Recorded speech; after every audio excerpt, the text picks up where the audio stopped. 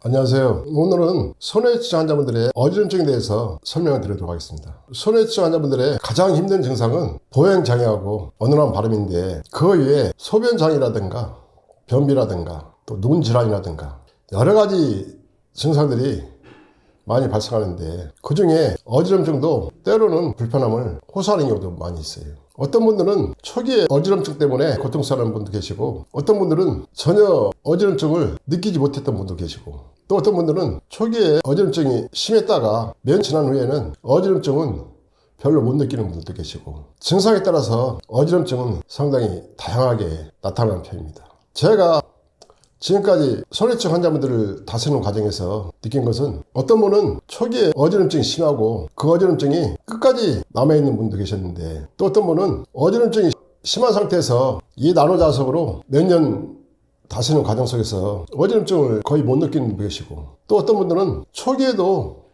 어지럼증을 크게 느끼지 못했던 분도 계시고, 다양하게 그 증상들이 나타났어요.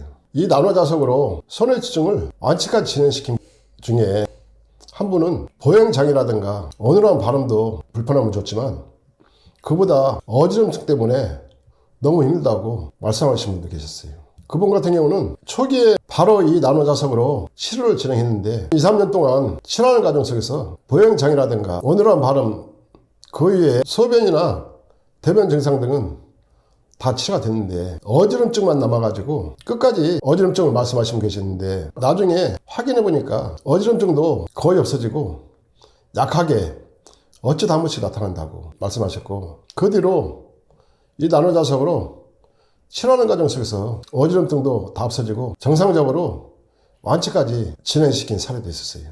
어지럼증은 뇌혈관 기능으로 인해서 발생하는 증상인데, 제가 치료하는 방법은 어지럼증만 중점적으로 다스리는 치료법을 사용하지 않고 손을 중심으로 뇌혈관 전체를 다시 활성화시키고 재생시키는 치료법으로 진행을 하는데, 그 과정 속에서 어지럼증도 자연스럽게 없어지는 효과를 얻게 됩니다. 뇌혈관을 다스리는 가장 중요한 치료점은 뇌근막의 시작점인데, 뇌근막의 시작점은 뒷머리 아래쪽에 뇌를 보호하고 있는 근막과 근육이 연결된 부위가 있어요. 이 자리가 뇌근막의 시작점이고, 이 나노자석으로 손해치증을 치료하는 중요한 포인트는 뇌근막 시작점에서부터 손해가 분포되어 있는 포도부 쪽의 아래쪽을 중점적으로 강하게 다스리고, 그 다음에 동시에 눈썹 옆에 있는 태양열까지 동시에 넓고 길게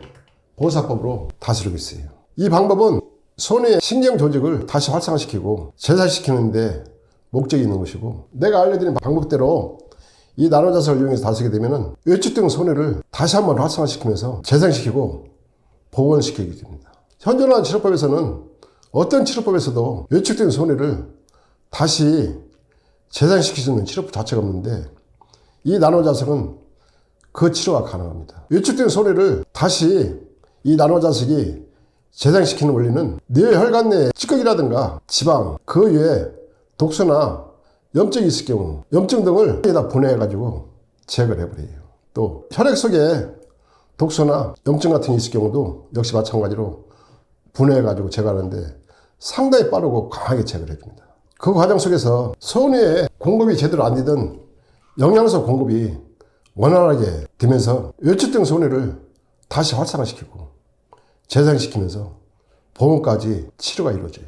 또 손해만 활성화시킨다고 해서 손해치증이 근본적으로 치료는 안 됩니다. 반드시 뇌혈관의 독소라든가 노폐물을 제거해 줘야 되고, 또 뇌혈관 전체에 파괴돼 가고 있는 신경세포를 반드시 활성화시키면서 다시 재생을 시켜줘야만이 손의 기능도 정상적인 기능을 할 수가 있고, 뇌 기능이 정상적으로 다시 활성화되기 때문에 반드시 손을 중심으로 뇌혈관 전체를 활성화시키면서 재생시키는 치료법을 써줘야 돼요.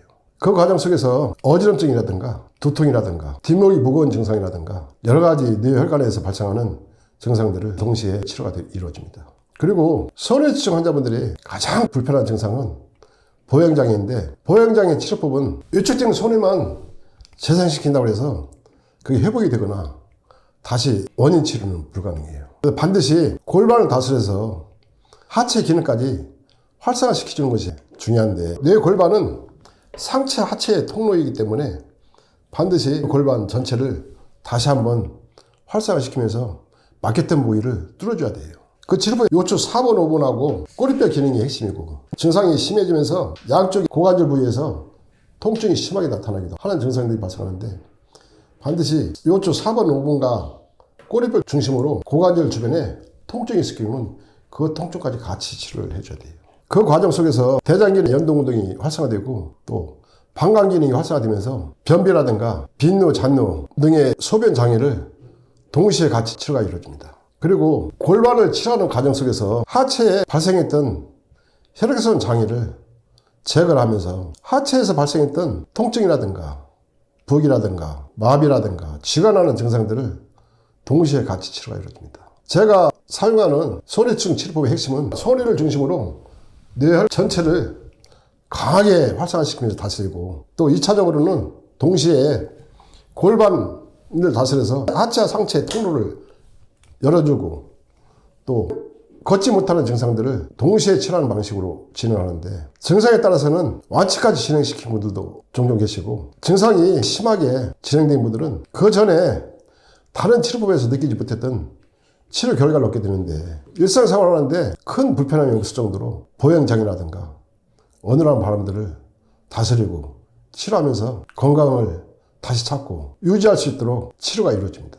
지금까지 소뇌층 환자분들을 참 많이 다스려드렸는데, 제가 알려드린 방식대로 치료하신 분들은 완치까지 진행시킨 분들도 계시고, 그리고 인체 어느 부위든 이상 증상이 발생한 부위는 이 나노자석으로 동시에 같이 다 치료가 이루어지기 때문에 큰 불편함 없이 일상생활을 할 수가 있습니다. 지금까지 소뇌층 환자분들의 보행장애나 어눌한 발음, 눈질환, 소변장애, 대변장애 등 여러가지 치료법을 알려드렸고, 이 나노자석으로 치료하는 과정이 어느 정도까지 진행이 되고 또 증상에 따라서는 완치까지 진행되는 사례 등을 설명을 드렸어요.